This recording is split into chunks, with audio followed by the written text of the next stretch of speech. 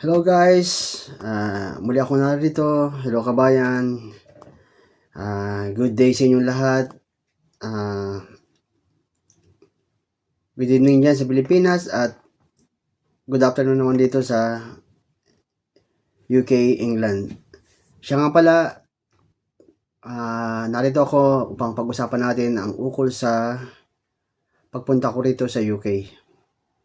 Kung paano ko nakarating dito, ano bang mga ginawa ko, paano ako nag-apply, yan, pag-usapan natin. Kasi alam naman natin na maraming nangangarap pumunta sa bansang ito. Kasi nga, ang UK ang isa sa mga bansang may malaking sahod. Kaya yung mga Pilipino, lalo na yung mga caregiver, mga nurse, pati na rin yung mga nagtatrabaho o yung mga nakatapos, kaya ng mga IT, yan. Kasi usually dito sa UK ang madalas na nag-a-apply dito at nagtatrabaho karamihan mga nurse. Kasi yun ang in demand dito sa UK. Pag tumingin ka sa work abroad, pag tinignan mo yung work abroad at mag-search ka ng application sa United Kingdom, usually ang lumalabas doon yung napakarami nurse. Bibihira lang yung mga skilled workers gaya ng mga carpenters, welders. Yan, bibihira lang yung mga ganyan. Mas madalas yung mga caregivers, nurse. Pero pag-usapan natin, paano ba ako nakapunta rito? Kaya guys, papaliwanag ko sa inyo kung paano nangyari yon. Nung nakauwi ako, galing sa Papua New Guinea, kasi nanggaling ako ng Papua New Guinea at natapos yung trabaho ko ron. Kasi akala ko makakabalik na ako ron. Dahil almost 4 years din ako nagtrabaho doon. Inabot pa nga ako ng pandemic doon, pero may trabaho pa rin kami doon kahit may pandemic. Pero nung darating na yung mga pagkakataon na matatapos yung project namin, yun nga na sabi sa amin magbakasyon kami, pero may babalik. Kaya naman mga guys, mga kabayan, nag-expect ako na makakasama ko ron. Siyempre, halos lahat ng mga kasama ko Pilipino nagbakasyon nag-uwian. Kaya dumating pa nga yung point na hindi kayo, baka magulat kayo kasi dumating yung point na iniwan ko pa yung mga gamit ko doon kasi nga, ang alam ko babalik ako. Dahil, kung di ako nagkakamali, na nasabihan ako noon ng manager, hindi ko nababanggitin yon na by April, kasi nung umuwi ako noon, nagbakasyon ako noon, kung di ako nagkakamali, nagbakasyon ako ng October. Sa Makatwid, November, December, January, February, March, April. 6 months. Parang okay na rin naman yun kasi may aasahan nga ako, babalik ako. Pero dumating ang point na na hindi natuloy nga. Naghintay ako at nung nakauwi ako ng Pilipinas, nalungkot din ako kasi may mga naiwan nga akong mga ilang gamit dun sa kwarto na tinitirahan ko. Tapos, nag-email ako sa manager sa Papua kasi doon naman sila nakatirang mag-asawa pero, ang sabi, yun na nga sinabi na napili lang pala yung mga babalik at hindi ako nakasama ron. Kasi during that time kasi, mga kabayan, mga guys, ay ang trabaho ko sa Papua New Guinea ay pintor. Pero nung bago ko napunta sa company yon, meron akong unang company doon na pinasukan. Kaya nga umabot ako ng kulang-kulang 4 years. So 3 years and 9 months kung di ako nagkakamali. Trabaho muna ako sa Chinese company. Yun talaga yung unang trabaho ko. Kung saan nag-apply talaga ako dito sa Pilipinas. Dyan sa Pilipinas, ibig ko sabihin. Nag-apply ako dyan sa Pilipinas sa work abroad lang. Diyan ako lagi nag-a-apply. Kaya kayo mga guys, kung gusto nyo mag-abroad, bigyan ko kayo ng idea sa work abroad kayo tumingin o kaya sa PUA job order. Kasi yun ang legitimate website ng gobyerno natin para sa mga OFW. Kaya nung nakapasa nga ako sa Papua, yun, nakaalis ako. Pero ang nangyari naman, yun nga, na matatapos yung kontrata ko, kailangan ko lumipat kasi hindi ko na nagustuhan yung patakaran ng kumpanya. May mga kasama rin ako mga Pilipino na nagtrabaho doon sa kumpanyang yon. Hindi ko nababanggitin. Kasi para na lang sa kapakanan na lang ng kumpanya. Hindi na natin babanggitin kung ano man yung naging sitwasyon natin doon kasi pumangit na talaga yung company na yon. Kasi pinasukan na ng mga ibang mga management eh. Dati kasi yung kumpanya na pinasukan ko na yon, which is Chinese company, ang nagpapatakbo yung tatay. Talagang maganda yung naging trabaho ng mga nauna ron. Kasi medyo late na rin akong dumating doon kasi yung may mga ibang Pilipino na rin pala ron katrabaho ron. Tagal na sila. Malaki ang nakukuha nilang benefits. Hindi man kagaya ng sahod dito sa UK, pero pagdating ng December, nakakatanggap sila ng may silang bonus. Pero dumating ngayong panahon na hindi na gumanda kasi marami nang pumasok na ibang mga tao na galing sa Malaysia. Kasi yung may-ari ng kumpanya is Malaysian Chinese. Kasi karamihan kasi ng mga Chinese doon is Malaysian. Kaya maraming mga Indonesia ron na nagtatrabaho. Yung mga nakasama ko rin. Yun na nga, yung ukol sa pagkatrabaho ko doon, yun nga, nung matatapos na ako, yun, malapit na matapos siguro isang taon ng pagitan nag-a-apply na ako. Ganun kasi dapat ang distance para, syempre kung isang buwan lang, 2 buwan, mahirapan ka nun kasi hindi ka naman agad basta makakakuha ng kumpanya makakahanap ng kumpanya doon nagkataon nga tong pangalawang nilipatan ko maganda kasi Australian company naman siya. Kasi ang naghahari dyan sa bansang Papua, yung Australian company. Kasi karamihan ng mga minahan dyan, sila ang humahawak. Ang Papua is under ng Australian. Pero, magugulat kayo guys kasi ang queen ng UK o ng England tumulong din yan sa bansang Papua New Guinea. Kaya yung Papua New Guinea, pag birthday ng queen, holiday dyan sa Papua. Yan, nung mga panahon kasi nung talaga napakaganda dyan, napakaganda ng kalagayan dyan. Napakaganda ng turismo dyan sa Papua New Guinea, pero nga nung dumating na yung mga pagkakataon na itong mga lokal ay masyado na sila nag-aargabyado kasi nga yung bansa ng Papua is corrupt country yan. Kaya napilitan silang kaya mga ibang mga lokal dyan, medyo iniba ko muna gaya, napunta muna tayo sa kalagayan ng Papua. Pag-usapan lang natin mamaya yung yung kung paano ko nakarating dito. Pasensya na kung ikwento ko yun, yung tungkol sa Papua. Kaya nga yung mga lokal, napilitan silang gumawa ng masama. May mga lokal nga na nakapatay na mga puti. Dati, ginagalang, pag nakita pa lang nila yung mga white people, hindi na sila basta-basta makakalapit kasi nirespeto nila yon. Magpahanggang ngayon din pa naman. Kasi ang mga Papua New Guinea takot yan sa mga Australian kasi sila nga yung kumukontrol ng bansang yon. Hinahawakan nila. Hindi naman nila kinokontrol sa leg, sinasakal, no? Hindi naman nila hinahawakan sa leg yung bansang yun kasi may prime minister yun Pero yung mga business doon, most especially, ang Australian ang mahawak lalo na yung mga minahan.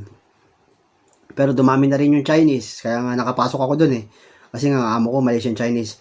Kasi pinapasok na rin ng mga Chinese yun. Tapos, yun na nga nung maiba na tayo nung yung nalipat na nga ako dito sa Australian company at nag-pandemic na noon. 1 year lang ako doon kasi yung trabaho ko sa Chinese company is tama-tama sa kontra ko. Almost 3 years eh. 2 years and 9 months eh. Kaya paglipat ko sa kabila, naka 1 year ako doon, kaya 3 years and 9 months. Paglipat ko nga doon, yun nga. Excuse me guys. Yun nga, yung sabi ko sa inyo na natapos, nagkaroon ng pandemic, umuwi ako, kala ko makakabalik ako. Kaya ang ginawa ko, yung ukol naman sa pag-apply ko dito sa UK, syempre, pag uwi ko, in-expect ko muna na after 6 months, yun nga, April, babalik ako sa Papua, pero hindi na. Syempre, di pa ako nag-a-apply nun. Kasi in-expect ko nga, babalik ako eh. Pero, nung makita ko yung mga kasama ko, nag-a-apply na sila sa New Zealand, sumama na rin ako, nag-apply na rin ako. Actually guys, mga kabayan, nag-apply ako sa New Zealand eh. Yung muna ginawa ko. At alam nyo ba, natanggap ako doon, pasado ko. Kaya, sabi ko, makapunta rin ako ng New Zealand. Kasi magkakalapit lang yung bansang yan eh. Yung Papua New Guinea, New Zealand, tsaka yung Australia, oceanic countries yan, magkakasama yan sila. Magkakalapit. Kaya nga yung mga ibang mga nasa Papua New Guinea na mga lokal dyan, yung mga black people na may kaya, nagmamigrate sa Australia. Kasi malapit lang eh. Ganun din naman sa yun nga yung nasa Pilipinas na nga ako, nag-apply nga ako at nakapasa ako. Pero, siyempre, kailangan ko pa mag-medical. Yan, nag-medical ako. Nag-undergo ako ng medical. At nakapasa rin naman ako sa medical. Dito tuwan na ako. Siyempre, alis. Alam ko makakalis na ako dahil yung mga kasama ko nakapasa sa medical, nauna silang umalis eh.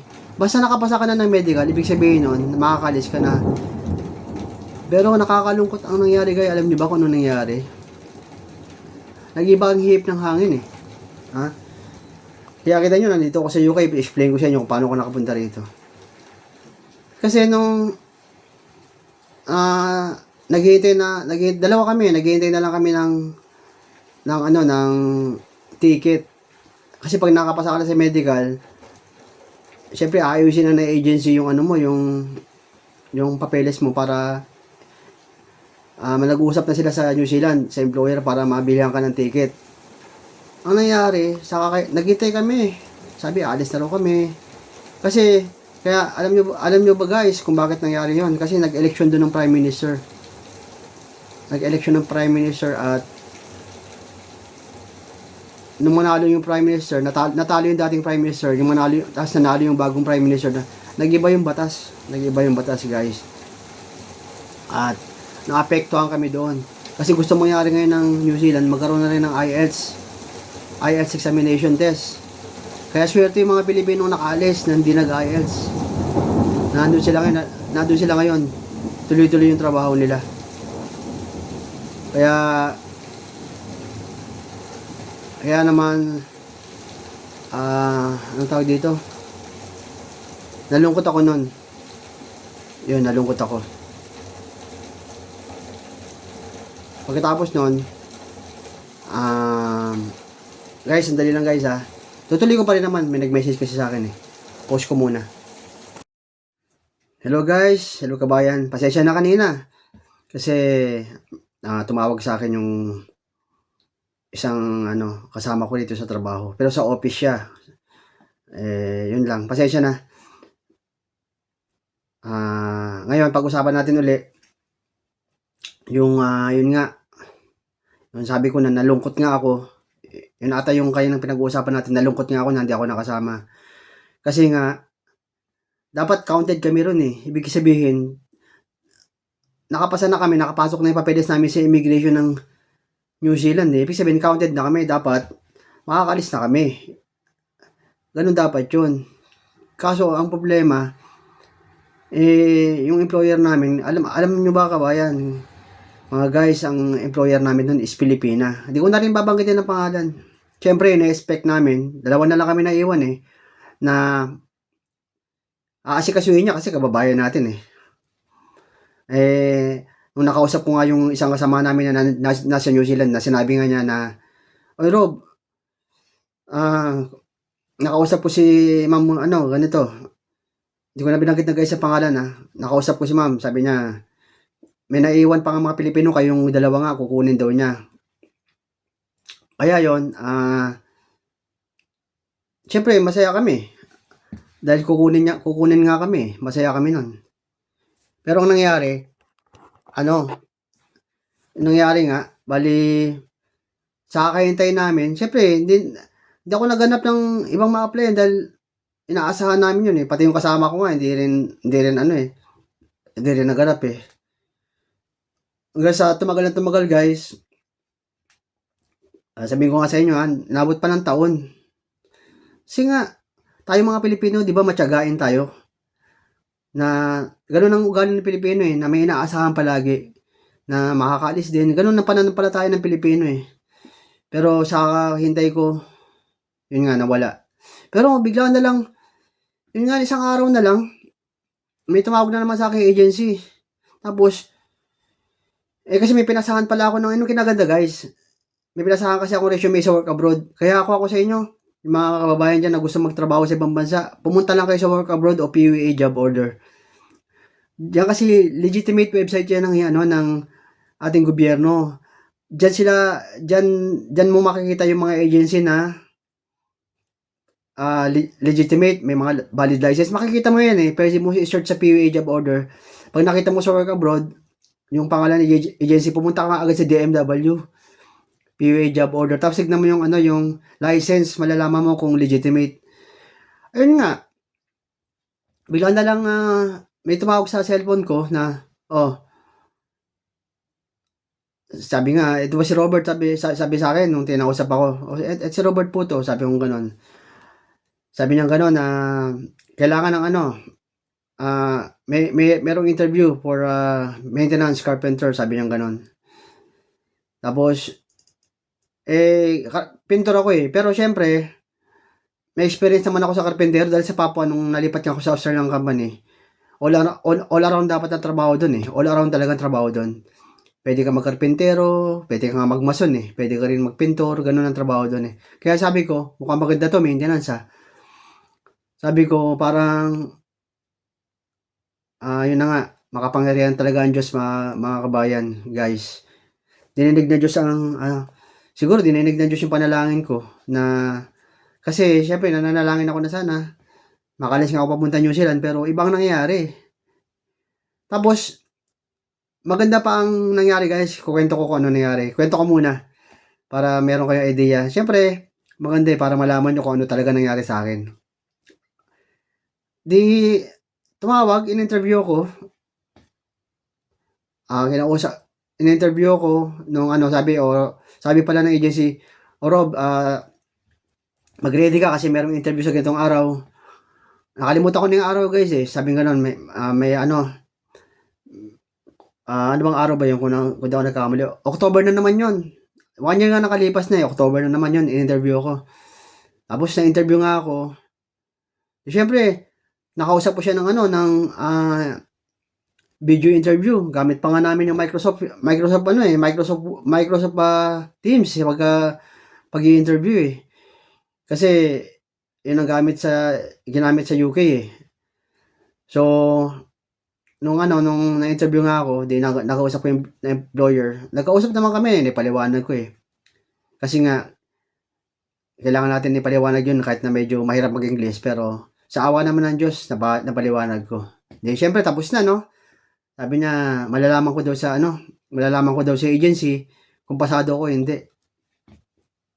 Pagkatapos noon, syempre, parang tiwala ako kasi nagkakausap kami ng employer, parang nagkwentuhan pa nga kami. Gusto mo ba tumira dito sa UK? Sabi ganon. Ganon. Marami siya sinasabi sa akin eh. Parang binibigyan niya ako ng pag-asa. Siyempre, iniisip ko na may pag-asa ako. Di, okay na. Naghintay ako ng 1 or 2 weeks. Sabi kasi by 1 week or 2 weeks, sabi kasi ng employer na malalaman ko raw sa agency. Dito na, dumating na yung decision. Alam nyo ba guys, mga kabayan, nakakalungkot kasi bumagsak ako. Ayan Pero nandito ako sa UK bumagsak ako. Paano nangyari yun?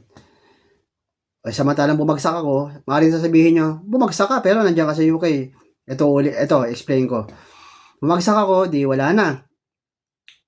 Di ba? Wala na yon. Siyempre, naghanap na naman ako sa work abroad. Kasi tingin-tingin ako. Doon ako tumitingin talaga lagi eh. Lagi akong updated dyan. Kung, kasi naglagin ako dyan, nagpasa ako ng resume dyan. Kaso di naman nila ina-update ng work abroad. Kaya ang ginagawa ko na lang humahanap. Pasensya na sa work abroad pero siguro tumitingin sila ng qualified kasi medyo may edad na tayo eh. Kasi karamihan ngayon, pagdating sa ibang bansa, pag mag-apply ka ng trabaho, di ba, kailangan below 45 years old. Ilang taon na ako guys? 50 plus na ako. Pero, isa lang iniisip ko, walang imposible sa Diyos, tatandaan nyo yan. Basta may pananampalataya tayo. Mangyayari yan pag ginusto ng Diyos. Kaya naganap pa rin ako. Kasi sa New Zealand nga, hanggang ngayon pa rin, kahit na wala na taon na nakalipas, inaasahan ko pa rin yun. Kasi hindi ko pa kinukuha yung papeles ko eh. October, October, November, December, January. October, November, December. After 3 months, tumawag ko yung agency, yung meron ako interview sa UK, tumawag ulit sa akin yung agency, sabi niya, Rob, merong interview merong uling interview sa UK. Sabi ko, sino po yun? Sabi ko sa agency na yun. Yung nag-interview sa'yo, di ba bumagsak na ako? Sabi ko doon sa empleyado ng agency, sa manager ata yun. Hindi ko na rin babanggitin ang pangalan guys. Hindi, sabi niya, kailangan talaga nila ng tao, kaya meron pang may pangalawang interview at sinama uli kita. Ayun, sabi ko parang ito na yung pagkakataon. Kaya yung pagkasabi niyang may interview, alam niyo ba ginawa ko? Parang nag-review na ako eh. Kasi, tapos yung hindi lang sa resume ko, pati na rin sa pag-iigsasalita ng English, nag-review na rin ako. Kasi, kung di ako nagkakamali, sabi ng agency, 4 daw kami. Eto na. Dumating na yung araw. Tapos, nakita nga kami uli. Nitong manager ko dito ngayon sa UK. Nakita uli kami sa video call. Nakita uli kami. Hi Rob, sabi niya sa akin. Sabi ko, sa Tagalog sasabihin ko na lang Ito, sabi ko, di ba, di ako nakapasa sa'yo. Pero, sabi kasi ng agency, i-interview mo daw ulit ako, sabi sa akin ng agency.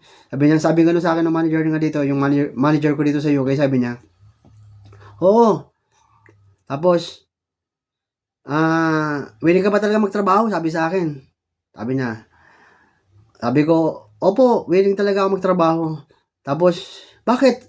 Sinabi ko pa, ako pa nagsabi sa kanya, bakit pasado na ba ako? Sabi niya, bibigyan kita ng second chance. Ayun. Pagkasabi niya, bibigyan ako ng second chance, sobrang tawa ako guys, mga kabayan, sobrang tawa ako. Pero akala ko okay na yung madali na lang dadaanan ko pagsubok. Yung pa pala, yun nga yung IELTS at ang laki ng ginastos ko ron. Kasi nga yung medical ko sa New Zealand, hindi nila ibinalik. Naabot din yun ng 24,000, hindi nila binalik. Wala na akong pera nun eh. Kailangan ko sa family ko, wala na. Pero, sabi nga, mga guys, hindi talaga natutulog ang Diyos, makapangyarihan ng Diyos. Kaya, siguro, ang alam ko yun nga nangyari sa akin, tinulungan ako ng Panginoon Diyos. Kasi nga, biro mo, bumagsak na ako, tapos, nagpanibagong re-interview uli. At sinabi, bibigyan ako ng chance. Ibig sabihin, pasado na pala ako noon. Nung pagkasabi pa lang niya na bibigyan ka ng chance, pasado na, automatic yun. Tapos, yun na. Ayun na guys. Nakapasa na ako. At, nag-review ako na maigi. Alam niyo ba kung ilang months ako nag-review?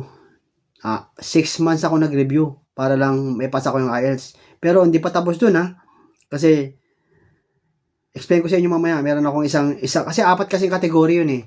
Reading, writing, speaking, at listening. Apat na kategory yan. Kasi pag skilled worker ka dito sa UK, ang average point system nila, kailangan makakuha ka ng average 4.0 at pataas. Hindi pwedeng bumaba, hindi pwedeng 3.5, hindi pwedeng 3.8, hindi pwedeng ganun.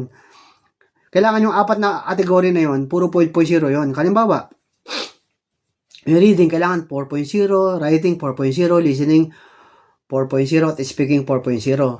Pag isa doon ang bumaba sa 4.0, bagsakan yun. Yan, ipapaliwanag ko sa inyo na kung ano nangyari sa aking examination. Siyempre, yung unang examination ko, nag-review ako doon, nag-apply nga ako sa 10,000 na coaching, may bayad nga yun, 3.5 eh. Okay, siyempre, kailangan natin ng coach kasi nga, sila yung magbibigay sa'yo para makapasa ka, sila yung tutulong sa'yo kung anong dapat mong gawin pag nag-exam. Yun nga, yung nag-exam na ako, panay coaching, nag-coaching ako ng di ba sabi ko nga sa inyo guys, 6 months ako nag-review. Kasama na yung coaching doon. Ay mali pala. Sorry, mali. 3 months lang pala, 3 months. 3 months ako nag-review. Pero yung sa pag-exam ko, inabot pala ng 6 months. Mali guys, sorry mali yung explanation ko. 3 months ako nag-review. Kaya nung after 3 months, nakapag-review na ako, nag-take na ako ng exams. Feeling ko, mga kabayan, mga guys, nakapasa ako kasi, nung nag-take ako ng exam, nasagot ko naman lahat eh. Kasi yun, computer based yun, may, alam nyo ba ang exam sa IELTS? Ang exam sa IELTS is, kailangan matapos mo ng bawat subtest ang tawag dun eh. Subtest reading, subtest writing, yan yung, ganun ang mga tawag, subtest listening, subtest speaking. Bawat subtest, 1 oras. Bibigyan ka ng 1 oras.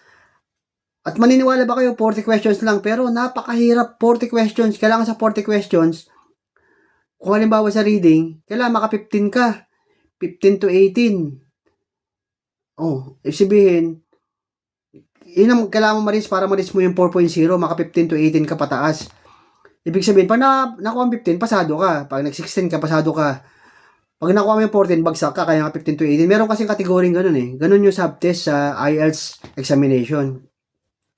Pero, sabi ko nga, tuwan-tuwa ako nung that day na yun, nag-exam ako kasi napasa ako lahat. Pero may kaba ako na sa resulta. May kaba pa rin ako bilang tao. Siyempre, may kaba tayo eh. Kahit na may tiwala ka sa sarili mo, pero hihintay mo yung resulta kung nakapasa ka talaga eh.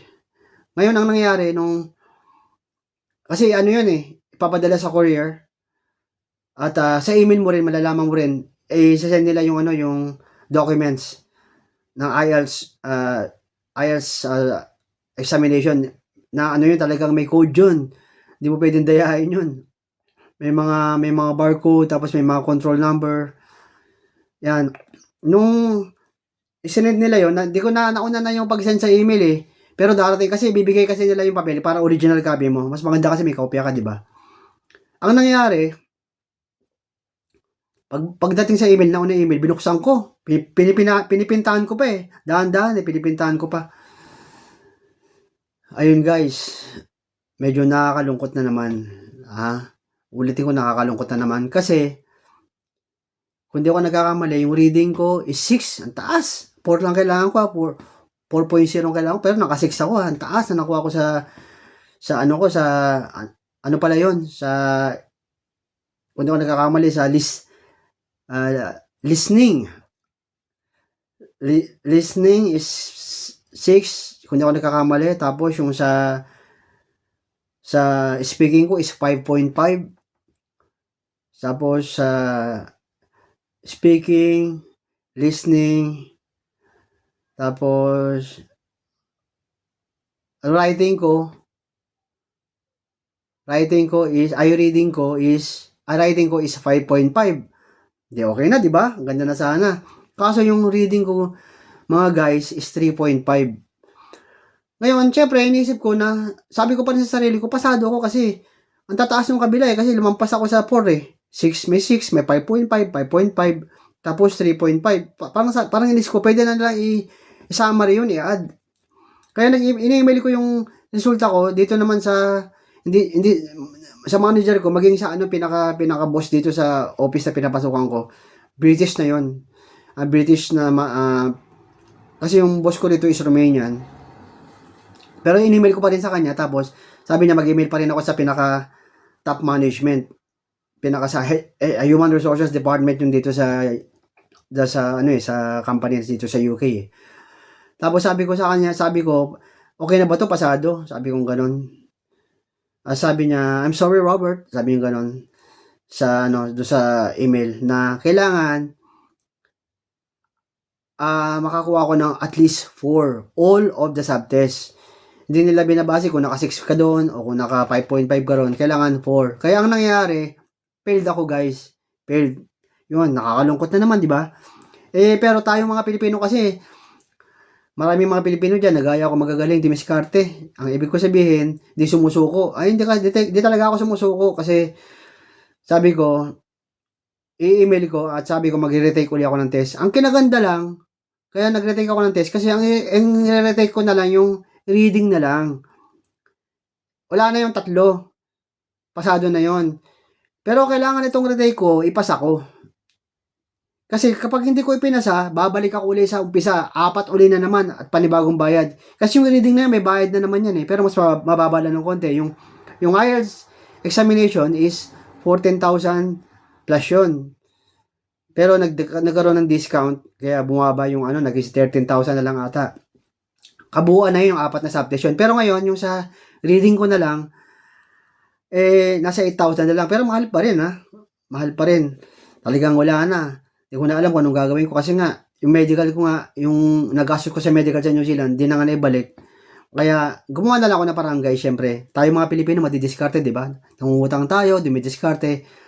Pero kailangan, ipasa ko na. Kasi, wala na. Pag bumagsak ako, siguro guys, di ko na ako tutuloy kasi wala na akong budget eh. Wala na. At ikalawa, panibagong exam na naman, babalik ka na naman sa 4. Tapos, ang ginawa ko kasi yung ano ko, yung coaching ko is lifetime yun. Meron kasi yung tinatawag din doon na ano, yung coaching kasi yung kakausapin ka nila, di ba? Yung actual. Yun yung para sa ano, sa speaking, makikipag-usap ko sa interview. Nagagawa ko na kasi yun. Pero meron sa Google na IELTS Cambridge UK yon. Yun kasi member kasi nga naka-registered ako kaya free ako pag mag-review. Doon ako nag-review guys. Doon sa IELTS Cambridge kasi sila yung doon ako nag-exam eh. Ang laki ng tulong guys nung nag-review ko kasi kung ano yung ni-review ko doon, malapit doon yung ano, yung ipa-exam nila sa akin, sa retake ko. Tinutulungan din pala talaga nila. Kaya yung time na yon, nireview ko na maigi sa reading. Nagbasa ako na maigi, yung mga sagot, dinouble check ko. Talagang guys, napakahirap. Pero, yung palang ni-review ko, ayun na pala yung mag-exam ko. Pero hindi yun mismo, yung in-exam ko, yung ni-review ko. Kamukha nun guys. Kaya sabi ko, di ko muna alam. Kasi basta nag-review lang ako doon, pinasok ko yon. Nag-review ulit ako ng siguro ng mga, hindi, 2 linggo lang, 3 linggo kasi kailangan ko na kasi sabi sa akin ng employer na bilisan na, sabi na rin sa akin ng agency, baka kasi syempre, mainip sila.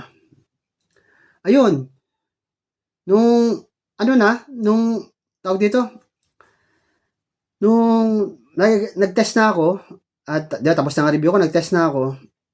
Ito ang maganda guys. Pagkatapos ko mag-test, may nakasabay ako doon. Mayaman ata yun, Pilipina. Siguro yung mga family niya na nandito sa UK, sa London. Pero nang magkita kami sa labas, tapos halos sabay kami matapos sa test eh. Nag-retake din siya, pero siya college graduate. Nag-aaral siya sa University of Santo Tomas. Imagine mo, mga kasabay ko, mga may kaya, mga college degree. Kasi nag-retake din siya. Pero sa kanila, ibang grading nila. Kailangan makakuha sila ng at least 7. Ang laki ng diferensya kaysa sa akin. Sa akin, 4 lang eh.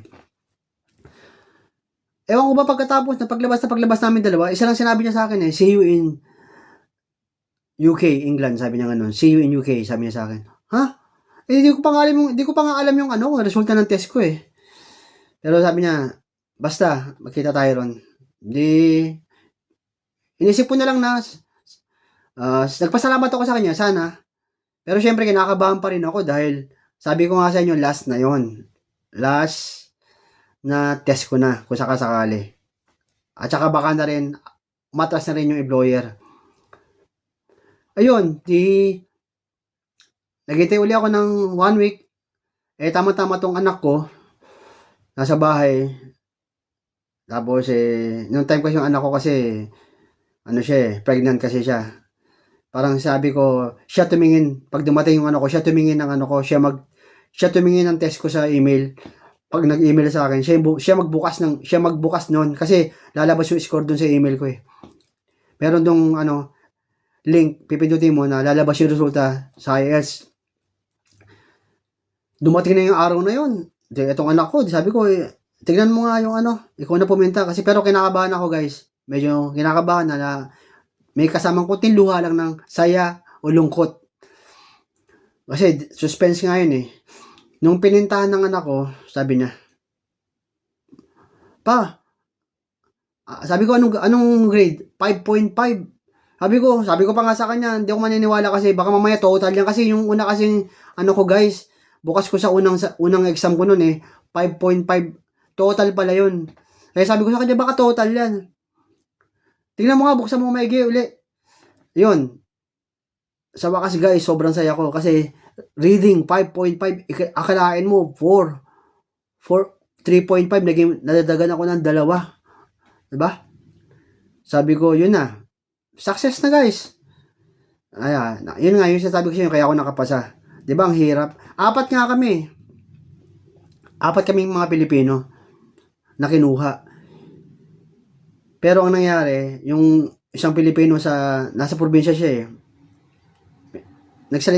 Umamin siya sa agency na hindi niya kakayanin, may hirapan siya sa English test. Inamin niya na. Pero syempre nakakalungkot din kasi sana may kasama akong pumunta rito. Tapos yung dalawa bumagsak. Yung isa, nakausap ko pa taga Cavite at taga Pampanga, 3.5 din guys sa akin sa reading. Hindi naman niya tinuloy kasi wala naman siya rito eh. Hindi niya siya tumuloy. Kasi ako kasi guys, ang galing na ginawa ko eh. Kinuha ko kasi yung number ng employer. Kinuha ko yung WhatsApp number niya. Sabi ko sa kanya, mag-i-email ako sa'yo, mangumusta. Ganun ginawa ko. Kaya may connection ako sa employer. Sa agency, walang pakialam ang agency. Kaya nung bumagsak yung kasama kong dalawa, wala na, di na nila naasikaso. Ako kasi, inaasikaso ko, pinapollow ko dito sa employer. Kaya, tuloy-tuloy pa rin yung application ko.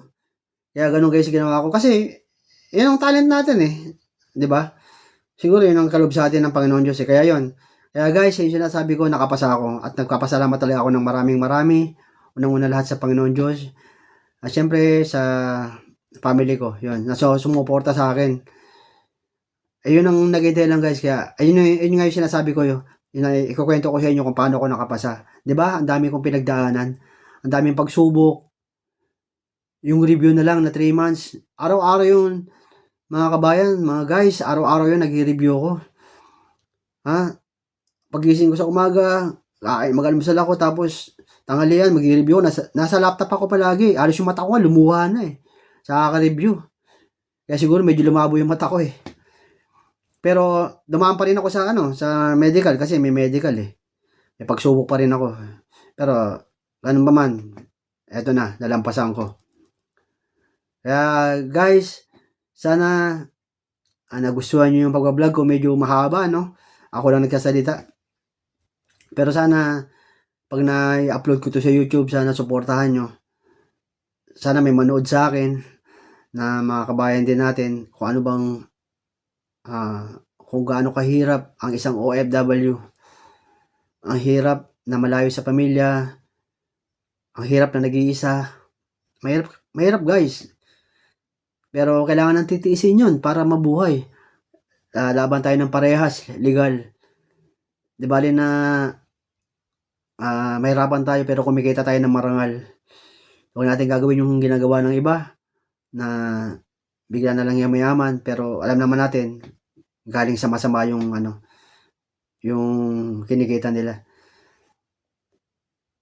Guys, papaano? Sana nagustuhan nyo yung mga kwento ko sa inyo, yung mga sinabi ko, at siguro sa ibang pagkakataon uli, babanggitin ko naman yung ano, yung trabaho ko dito, kung anong trabaho ko, anong ginagawa ko.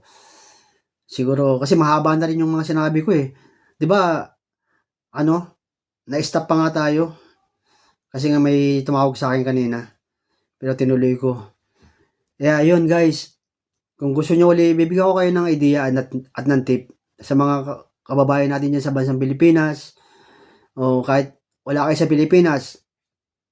Hindi kailangan talaga sa Pilipinas pala kasi yung work abroad sa ano lang pala yun, eh, sa Pilipinas lang pala yung work abroad. Workabroad.ph. I-type niyo lang sa Google. Pagkatapos, hindi ko na inano. Kaya ko naman gawin yun, i-edit ko sana, papakita ko sa inyo yung Google. Hindi, nasasabihin ko na lang sa inyo. Punta kayo ng Google, type nyo yung workabroad.ph.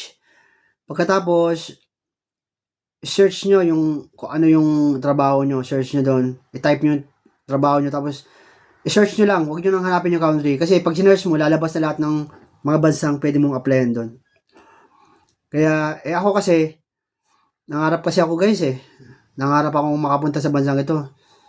Pag nangangarap pa talaga, pipilitin mong gawin yun, di ba? Magsusumikap ka para marating mo yung pangarap mo.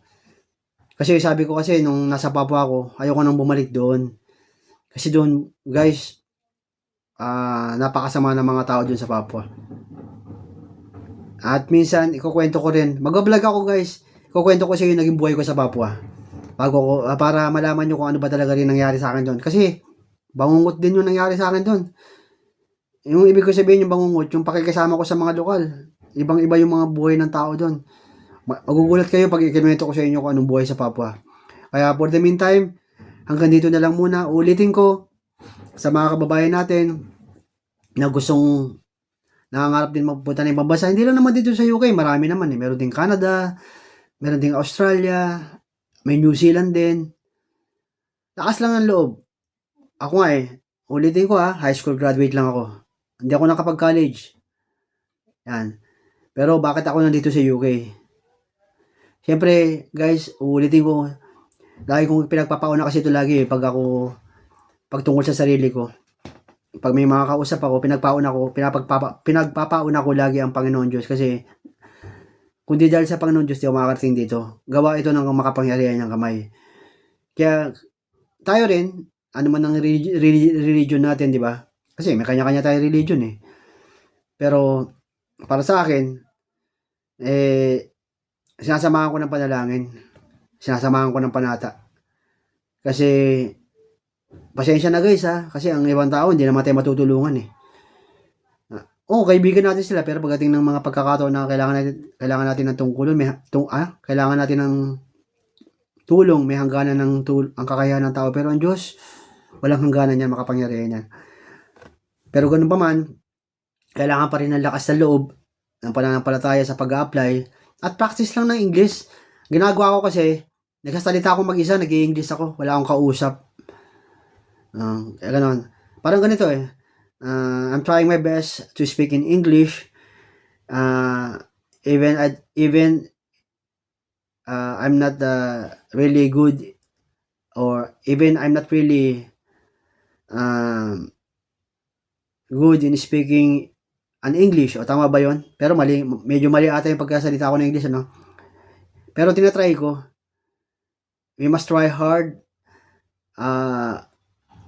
We must dream about ourselves, about our family, for our family. And lalo na sa mga OFW na nanggaling sa mga Middle East. Yan. Yung iba, mahaba na experience. Pwede nyo nang gamitin yan sa pag-apply dito sa UK.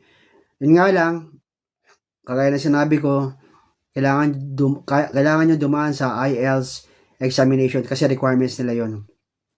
Doon sila marami nahihirapan. Kaya nga yung mga ibang kasama ko sa New Zealand, gusto rin nila pumunta rito, pero yun nga, nung sinabi ko, hindi na sila kumikibo. Pero sabi nila, try pa rin. Pero sa ngayon kasi, kung mag-a-apply ka kailangan talaga sa work abroad. Doon naman talaga nakikita yung mga trabaho eh. Ang dami mga Europe, meron nga rin mga Finland doon eh. Finland, Sana guys makatulong ako sa mga kababayan natin na gustong maghanap ng trabaho. Huwag niyong kakalimutan palagi, huwag kayong pupunta sa mga nag-aalok diyan sa Facebook. Huwag kayong mag-aano, huwag kayong sinasabi, merong ganito, hiring, magbibigay kayo ng pera. Walang gano'n eh. Marami, di ba? Marami nga mga illegal recruiter. Huwag kayong pupunta sa ganyan. Pumunta lang kayo sa legitimate website, workabroad.ph. Yan. At saka PUA, job order, dalawa yan. Pwede kayong maghanap ng trabaho dyan. Sana makatulong ako sa nabanggit kong website sa mga Pilipinong nagnanais mag-abroad, makapunta rin dito sa bansang ito. Sana yung video ko makarating din sa Pilipinas, at kung may mga Pilipino man dito sa UK na nakikinig sa akin, sana suportahan nyo rin po ako. Makatulong din tayo sa mga kababayan natin. O paano yan, mga guys, mga kabayan, hanggang dito na lang, medyo mahaba na sinabi ko. At next time, sa mga susunod kong vlog, ayun nga, pag-usapan natin yung, kung pwede nyo pakinggan yung naging trabaho ko sa Papua, kung ano naging buhay ko doon. Yun ang mahirap guys, napakahirap ng buhay ko doon. Saka ako nasasabihin sa inyo kung ano nangyari sa akin doon. O see you guys, hanggang dito na lang, at good afternoon sa inyong lahat. Maraming salamat. Salamat sa mga nakikinig, at sa mga, kung may sakaling susuporta, salamat. Sige, good afternoon, magandang hapon sa inyo lahat. Hanggang dito na lang guys. Mga kabayan, paalam sa inyo. Bye.